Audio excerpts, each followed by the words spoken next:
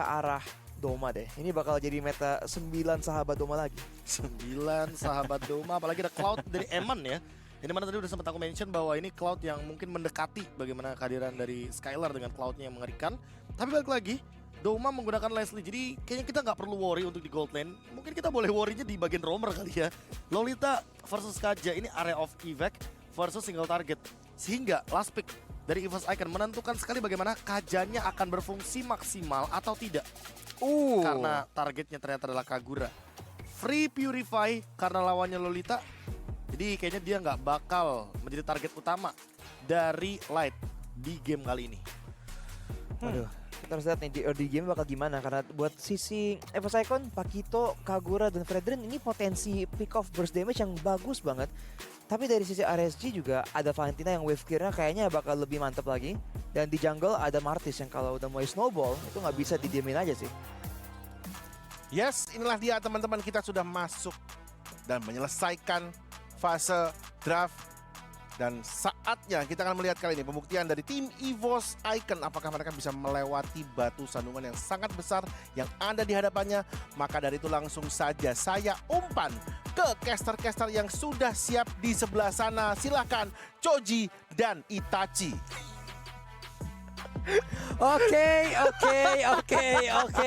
Terima kasih Arasi dan juga sekumpulan para orang tua yang sudah membuat analisis terhadap game yang sangat luar biasa. Tapi tadi terlihat beberapa hero yang sudah diamankan, bahkan betul. ada beberapa hero yang mungkin saling mengcounter saja. Benar. Terlihat tadi ada Valentina di apabila memenangkan ini asanya untuk lolos itu terbuka dengan begitu lebar, tapi apabila kalah apa mau dikata, kita lihat nanti hasilnya seperti apa. Langsung saja kita lihat untuk game pertama match kedua kita antara EVOS Icon melawan RSGPH. Yap, seperti biasa jungler langsung akan mengisi di area dari farmingannya juga. Pattern farmingan di sini akan langsung dijalankan, saling mengganggu ya bisa jadi. Betul, tapi kalau kita untuk head to head antar jungler ya, dengan Suzujin membawa Little Ignition, sepertinya sudah ada sedikit info bahwa Suzujin akan full ke arah damage. Dan juga satu lagi yang harus Choji ingatkan, jangan lupa untuk tiketnya. Ini udah tinggal di Tribun Legend saja yang tersisa. Jadi langsung aja kalian pesan 30. 30.000 maksudnya tiketnya. 30.000 aja ya Yes. teman-teman. Di sini kalau ini dia, ini set talent yang sangat-sangat kita impikan ataupun kita mau lihat ya, di mana level ignition digunakan ya. Kita tahu Pakito ngehitnya nggak cuma sekali aja. Ya kan? Ditambah lagi dengan 3 Trill. kali lah maksimal. 3 kali itu udah yang pattern paling biasa yang kita lihat gitu loh. Tapi ini bisa dibilang untuk jungler hampir mirip ya, dengan perbedaan hanya di core talentnya aja, yang satu Little Ignition, satu Quantum Charms. Sementara kalau kita ngelihat ke arah Martisnya dari Demon Cat, justru dia membawa Assassin Emblem. Jadi mungkin Demon Cat akan mencari sweet spot antara offensive dan juga defensive powernya. Sementara Suzujin, kembali lagi ke topik sebelumnya, dengan power dari Pakito, jabnya itu bakalan sakit dan bahkan heavy revenge-nya bisa memberikan banyak sekali absorb untuk punya prolong team fight. Tetapi problemnya adalah dengan lawan Demon Knight yang kalau udah mengeluarkan Mortal Coil itu joget kanan kiri, kayaknya bakalan agak susah untuk bisa melakukan direct hit damage kepada badan Demon Knight, mengingat bahwa Mortal Coil punya damage reduction. Sementara tadi kalau kita berkaca dari masing-masing jungle, Trill ya yang mereka bawa juga salah satunya. Tapi Nuts mencoba untuk memberikan gangguan. Aku ada di bagian bawah, Cry terlihat dari pojok sebelah kanan. Mulai masuk ke bagian dalam, Nutsnya sedikit lagi yang tersisa. Akankah dia bisa bertahan? Karena barusan ada sebuah lompatan yang dilakukan dan berhasil untuk bisa menjauh dari sebuah payung yang memang langsung dikeluarkan. Dan sekarang Nutsnya menghilang. Barusan 19 ya kena karena beberapa pemain. Tapi Suzujin luar biasanya memanfaatkan semua momentum tersebut dan berhasil mendapatkan turtle. Masuk dengan satu kali jab, langsung mencet retribution, langsung didapatkan turtle-nya. Aku akan bilang bahwa untuk di turtle setup sebelumnya, RSGPH ini mungkin dari segi 19-nya agak kurang on point. Menyisakan sedikit space untuk Suzujin masih bisa nyelip sedikit untuk mengambil ke arah turtle yang pertama. Selebihnya dari situ, laning dari kedua belah tim, entah itu di XP ataupun di arah gold lane-nya, bisa dilihat masih cukup tenang tanpa adanya banyak ombak yang terjadi. Masih cukup aman, tentram, damai ya semua peperangan yang udah terjadi. Tapi level 5 dimiliki oleh Veldora, di mata di Nutsnya tertinggal satu level akibat dirinya juga berhasil di take down. Dan Doma Masih aman sejauh ini. Satu hit terakhirnya, true damage keluar. Master of Camouflage digunakan. Selesai, dapat satu Little Crab. Ini kalau untuk dibilang, satu Wait. penarikan. Divine Judgment udah berhasil dan Light yang berhasil langsung diamankan sementara. Tertinggal satu player, Sutsujin, what are you doing bro? Dan lenyaplah sudah Sutsujin. Oke, Sutsujin ditukarkan dengan Light. Bisa dibilang pertukaran yang tidak seimbang sama sekali untuk teman-teman dari EVOS Icon. Nah, ini bakalan connect banget dengan topik yang tadi ingin Coci katakan, di mana RSGPH ini sebenarnya punya potensi yang sangat besar untuk mendapatkan early snowball power. Mereka punya Martis, bahkan mereka punya Valentina juga. Walaupun Cloud ini agak scaling, tapi kalau misalkan bisa end cepat, itu untung untuk RSGPH. Ketika kehilangan momentum. Dan sekarang Ivan menghilang. Krite tadi damage-nya nggak masuk dengan sempurna. Yes, pergerakan yang bisa dibilang dikasih surprise banget oleh teman-teman dari RSGPH. Bahkan Nuts masih bisa survive dengan adanya dua player yang langsung memberikan hit kepada badannya.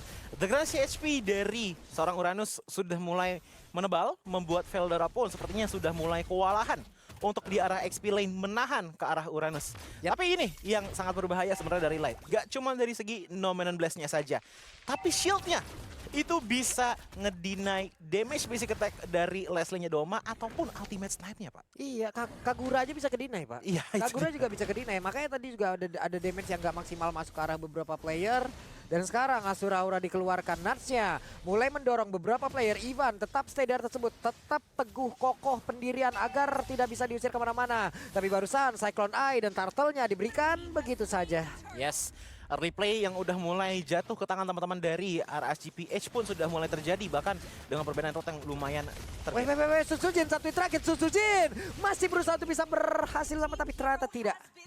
Pergerakan dari Sutsujin yang bisa di-sit dulu, baru ada yang berubah tuh di arah bottom lane. Kalau enggak udah itu bakalan begitu terus sampai mungkin menit 20 kalau nggak disentuh. Masalahnya sekarang ini udah hari apa nih? Sampai hari Jumat juga kakak kelar yang di bawah 4, tapi di barusan di bagian atas Ivan yang mencoba untuk bisa cover tersebut dan masih selamat. Tapi Sutsujin masuk dari arah yang berbeda. Sutsujin walaupun kena poin kill 2 kali ya, tapi setidaknya levelingnya ini loh.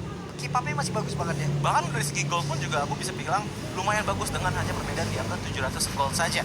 Dengan item pertama ke arah Hunter Strike yang dicari adalah penetrasi dengan 15 physical penetration ditambah lagi dengan adanya 80 physical attack. Membuat ditambah lagi dengan Legend Sword 60 ada 140 physical attack yang dibawa oleh Sutsujin untuk di game kali ini. Tapi semua hal tersebut sudah mulai ditutup dengan adanya Steel Lake Blitz dan juga Guardian Helmet di arah Demon Kite. Ditambah lagi dengan Mortal Coil memberikan damage reduction. Demon Kite sepertinya akan sangat-sangat bersedia untuk melayani prolong teamfight yang diberikan oleh EVOS Icon. Yap, tapi Icon kayaknya mereka masih jauh banget ya. Mereka nggak bakal mau masuk ke dalam area dari pertempuran untuk mendapatkan dari turtle tersebut. Sementara sekarang ada satu damage tadi sepertinya masih belum optimal. Malah wah sakit banget loh itu blazing duetnya. Ada double kill yang berhasil didapatkan, tapi Ivan Decimate-nya looking for man yang untuk Demon Kite, tapi ternyata mereka semua masih berhasil untuk mundur dan EVOS Icon kembali tertekan. Sekalinya di arah top lane sudah hilang outer turret dari Doma.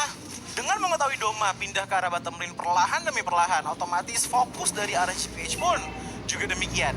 Langsung mengambil ke arah outer turret di arah bottom lane, dan ini kalau misalkan terus-terusan terjadi, mungkin yang akan menjadi korban selanjutnya adalah mid lane turret seperti yang kita lihat sekarang, di mana Veldora mengeluarkan Precious Wrath-nya untuk menghilangkan minion yang ada di arah mid lane, tapi itu hanya untuk mendelay saja karena wave juga sudah mulai datang lagi untuk di arah mid lane. Masalahnya menurutku dengan mid lane mengambil ke arah Valentina, ini clear wave minionnya cukup cepat dibandingkan dengan Krite yang menggunakan Kagura. Pertama, mananya boros, yang kedua, damage-nya itu scaling banget sama item, Pak. Yap. Kalau untuk Valentina kan ya selama level lawan lu itu lebih rendah daripada lu masih bisa dapat XP tambahan. Betul. Dan juga HP tambahan gitu loh. Nih light-nya coba lihat, light-nya ada 1 plus. Dan juga untuk pergerakan dari Veldora tidak bisa tadi untuk maju dan juga memberikan sebuah gangguan. Hanya saja ada satu Divine Judgment tadi membuat Veldora pun masuk ke dalam lembah yang begitu kejam lewat satu area defensif RSGPH. Setup dari Light udah mulai menyeramkan, masuk ke dalam rumput, tiba-tiba dibuka begitu saja. Seenggaknya ada distraksi yang membuat untuk di arah mid lane-nya pun terbuka. Sekarang kalau kita ngeliat rotasi dari arah GPH, mereka berkumpul 3 player di arah top lane sana, lagi ngebabysit banget ke arah Eman-nya. Karena ya balik lagi, Eman sekarang yang paling kaya di tangan teman-teman dari arah GPH, diikuti dengan adanya Demon Kite. Cuman ini udah mulai menjadi salah satu warning sign sepertinya untuk teman-teman dari arah GPH, karena power dari EVOS Icon udah mulai kelihatan dari Doma, yang dimana Domanya walaupun di pressure masih belum tumbang sama sekali, Pak. Betul, cuman Doma di sini dari golnya cukup tertinggal ya. Ya, Agak sedikit lambat ya. Yes. Emang tinggi banget sih untuk golnya, serius tinggi banget loh tadi. Sementara sekarang dari area lot ya mau nggak mau sekarang Evos Icon nggak bisa masuk ke dalam area defensif dibangun oleh RGPS. Mereka harus merelakan, mereka harus mencari objektif lain untuk bisa ditumbangkan. Oke, dengan Lord yang sudah ditumbangkan, otomatis RCPH punya modal untuk melakukan push lagi. Mungkin akan berjalan di arah top lane dari Lordnya. Dan ini bakalan membuat lane jauhnya, yaitu di bottom lane mungkin bisa dipush oleh Uranus.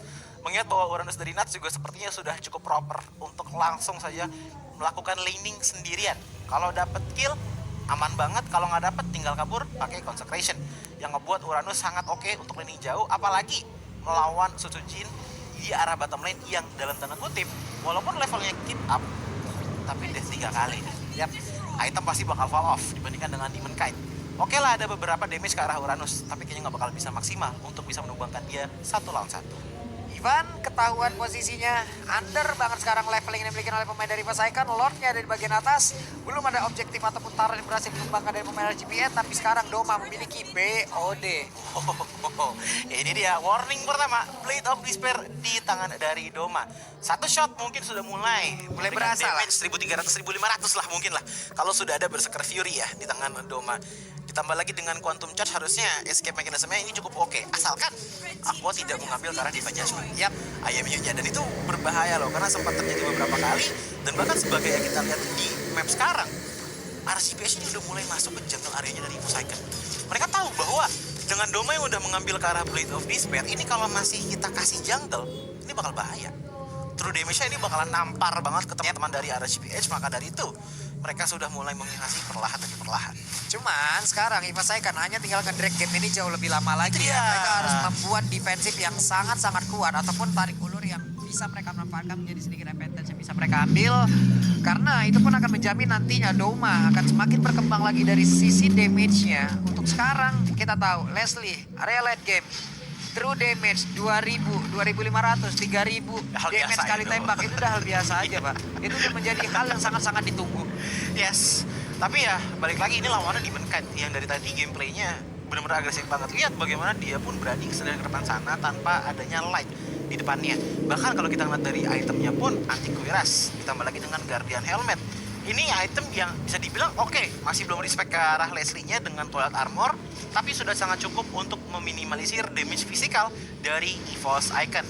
Sementara kalau kita ngeliat ke arah Eman ini udah mulai jadi dari segi itemnya. Kenapa? Udah ada Corruption Sight, udah ada Golden Staff, udah ada Demon Hunter Sword. Jadi alasan kenapa dia udah mulai sakit banget adalah pertama dia pakai Brave Smite untuk survivability, ditambah lagi dengan udah full item nih. Jadi kalau sampai Evos akan main rapat, wah ini juga bakal bahaya. Yap. Dan bisa didapetin dengan Ashura Aura. Tadi udah kelihatan ya, tadi udah kelihatan bagaimana efek dari Blazing Duet yang bisa dihasilkan. Dan sekarang udah punya lagi. Yap. Jadi dengan Lord yang sudah hadir di menit ke-12. Twilight Armor udah langsung diambil ya, mau nggak mau. Iya, harus harus. menahan Leslie. Harus banget ini, dan contest pun ya bisa dibilang Cepat banget. ini gak bakalan bisa diupayakan sih oleh teman-teman dari Evos Icon. Mengingat bahwa mereka pun untuk di arah front line-nya oke punya Veldora, oke punya Brave Smite. Tapi Oke, masih sempat harusnya, masih sempat. Sutsujin. Cancel. Oke, Sutsujin udah siap untuk mengatakan damage, tapi kalau kita lihat dari minimap, ada 15 yang harus dikeluarkan. Tapi untungnya Sutsujin masih berhasil kabur. Tapi barusan ada informasi yang cukup baik, Flicker. Yes. Flicker terlihat dari light, berarti informasi ini bisa dihantarkan sebuah pancingan yang cukup baik. Flicker ditambah lagi dengan 19 kurang lebih cooldownnya mungkin di angka 30 sampai 35 detik lah. Jadi membuat Evos Icon pun seenggaknya masih agak pede untuk kali ini juga berani. Gitu dia. Salah. Di bagian bawah Sutsujin masih berhasil selamat dari Ashura Aura ya. Seperti biasa, ada satu titik buta yang memang harus mereka cari terus-terusan di dalam rumputan. Tahu-tahu kalau di dalam ada sesuatu hal yang bisa mereka ambil ya bagus banget. Tapi kalau tidak ada ya mereka akan cari ke tempat lain lagi. Tapi sekarang para pelbab akan nongol kembali. Veldora dalam 14, Sutsujin juga level 15. Apabila mereka mau adu-aduan terhadap Retribution agar dari Lordnya bisa diambil ya, sekarang Sutsujin udah bisa. Tapi dari sisi leveling aja, cuman teman-temannya under parah. Kalau mau ke arah team fight, ngilu ini. ini nggak bisa dikontes sih sama teman-teman dari Evos Icon ya, karena balik lagi untuk area of effect power dari arah GPH juga sangat-sangat kuat. Ingat Aqua udah di arah late game, 7 assist tangannya. Ini satu kali Arcane Shade aja ini bakalan memberikan damage